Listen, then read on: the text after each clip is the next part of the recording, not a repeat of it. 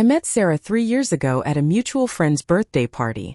She had this laugh, the kind that made people lean in just to catch it again. I was calm, steady, and predictable. She was spontaneous, magnetic, and unafraid of attention. At first we were casual friends, coffee, weekend hikes, the occasional movie. Nothing complicated. Nothing official. Nothing romantic. Or so I thought. I had a life I was proud of. I worked long hours, managed my own small business, and took care of my apartment without fuss. I didn't need anyone to complete me, but with Sarah I felt a shift. There was comfort in her presence. A subtle pull that made ordinary days better. We laughed about everything, teased each other mercilessly, and I began to notice how much I wanted her to notice me, not in a casual way, but in a way that made her prioritize me over anyone else. Then came the conversation that changed the rhythm between us. One evening, while talking on the phone, she said it casually. "You're just a friend." Her voice was light, teasing almost, but something underneath hinted at seriousness. I paused. I wanted to challenge it, to argue, to insist that she couldn't possibly see me only as a friend. But I didn't. I smiled silently and said nothing. After that, I decided to test the boundaries she set. No touch. No dates. No secrets. Every interaction became measured, careful, almost neutral. I kept my feelings to myself, but I observed her. Every laugh, every glance, every story she told. She didn't notice the change immediately, and maybe she never would. I didn't mind. I wanted to understand her. I wanted to see if her friend line was a shield or a boundary she truly intended to enforce. Sarah started sharing less about her personal life. Little hints of stories she would have once told me disappeared. I noticed her texting more frequently with friends I didn't know. Laughing at jokes over the phone and covering the screen when I walked in. I could feel the distance growing, yet I didn't press. I had learned patience. I had learned that when someone sets a wall, knocking on it only strengthens it. One Friday night, she invited me to a casual get-together at her apartment. I walked in expecting the usual chatter. There were friends, laughter, and music. But there was also an unmistakable tension. I noticed her glances toward the door, checking her phone repeatedly. I stayed quiet, sat at a corner sipping my drink, observing. I had stopped expecting invitations to special dinners or subtle touches. I had stopped anticipating what might never come. I simply existed in the space she allowed me, playing along. It wasn't resentment that kept me quiet. It was curiosity. I wanted to know if this just a friend persona was consistent, if it was truly her limit, or if it was a test. Every day, every interaction became a subtle dance.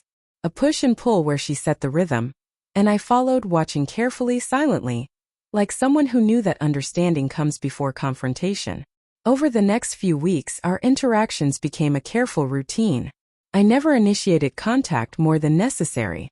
I didn't linger on her doorstep or send long messages. Every conversation was concise, polite, measured. And yet, I couldn't ignore the subtle inconsistencies. She laughed a little too long at someone else's joke, or leaned closer to friends in ways she never had with me. One Saturday, she asked me for help moving a few pieces of furniture in her apartment. It was casual, practical, no invitations, no flirtation. I arrived on time, carried the boxes, arranged the shelves. Throughout, she chatted about her weekend plans, friends she was meeting, her new work project. I nodded, smiled when appropriate, but I kept a small distance. Every brush of her hand against mine was fleeting. Nothing more than an accident. Nothing intentional. I reminded myself, I'm just a friend. By midweek, a quiet tension had begun to grow, not between us but inside me. The more I stayed within the limits she set, the more I realized how much I actually wanted to cross them. Not recklessly, not aggressively, but naturally. I wanted a hand on my shoulder that lingered. I wanted laughter that included shared glances and inside jokes that only we could understand. And yet I didn't push. I didn't argue. I simply adjusted, moved around the boundaries she built like a patient strategist mapping a board before making a move. It was during one of these evenings, while helping her with her grocery bags, that I noticed the first real crack.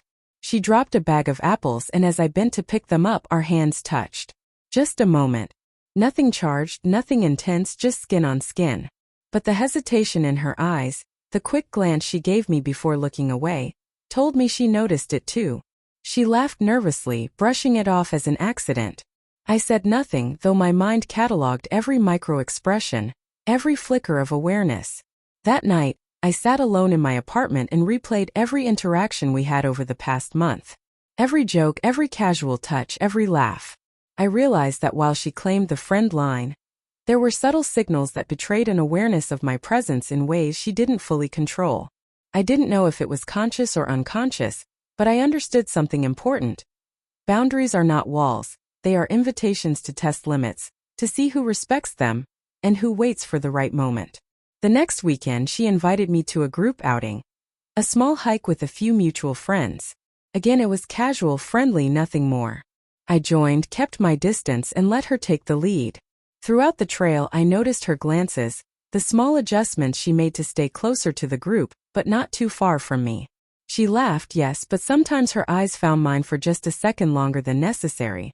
It wasn't dramatic, it wasn't overt, but it was enough to make me sit back and observe. I began to realize that this game, no touch, no dates, no secrets, wasn't just her choice.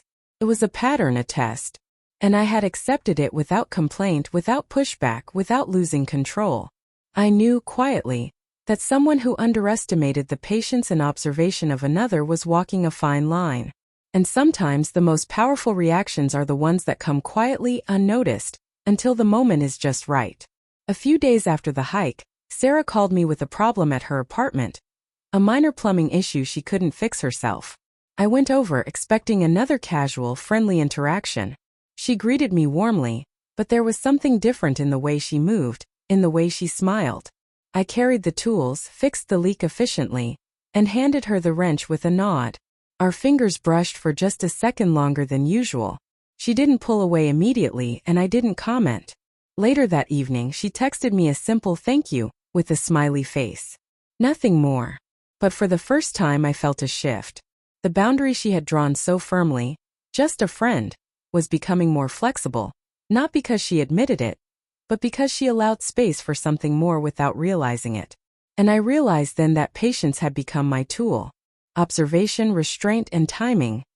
These were the weapons I hadn't used before. The following week, I stopped scheduling our casual meetups. I didn't call. I didn't volunteer to help with her projects. I let the absence settle in, subtle but noticeable. At first, she seemed indifferent, continuing her routine, her texts polite but limited. But slowly I began to see the effect. Her messages became longer, filled with small questions, updates, little hints she might have shared casually before. She began seeking my opinion, sharing stories she wouldn't normally, creating openings where there had been none. One evening, she mentioned she was going out with friends for dinner and asked if I wanted to join, not as a couple, but to help her navigate the plans. I agreed, keeping my distance socially but paying attention to the nuances. During dinner, she laughed more at my comments than anyone else's. She asked questions she normally wouldn't ask, and her eyes found mine in ways that weren't accidental.